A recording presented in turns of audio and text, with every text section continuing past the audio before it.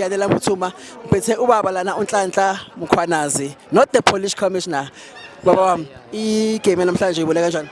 Yeah, actually game namhlanje beyimnandi kahle kahle ngisupporta iSundowns Okay. but because of Pirates bidlala ngathi ithina mengifake Yes. yeah but no ayikho power Pirates Okay. just an Adidas ne so game namhlanje be right yeah but manje I'm disappointed because manje Africa ngihlale ngihamba nePirates Exactly. angazi ngizohamba nobani yabona manje I'm crying ukuthi ubani ngizohamba naye manje ngoba vele uyayazi ukuthi impofana vele next week kusasa kuyabheda vele so angazi ngenze njani ngempela ayikuzwa ngani ukuthi yenze njani angazi ngizohamba nobani. Orlando Pirates will be with Mamelodi Sundowns in spirit because of I believe ukuthi we acknowledge that the support that we got from Mamelodi Sundowns. We did see the support from other PSL teams, Khona Ice Kama Minzela.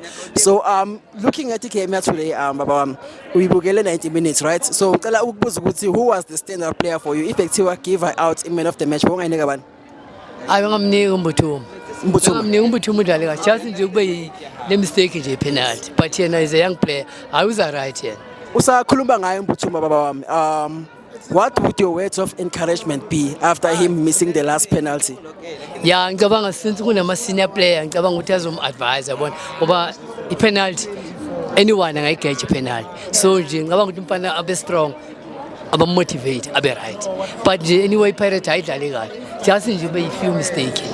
Ngiyabonga kakhulu baba wami. Thank you bafethu. Please don't forget to like, subscribe and share bafethu Premier Soccer League Pulse. Danko.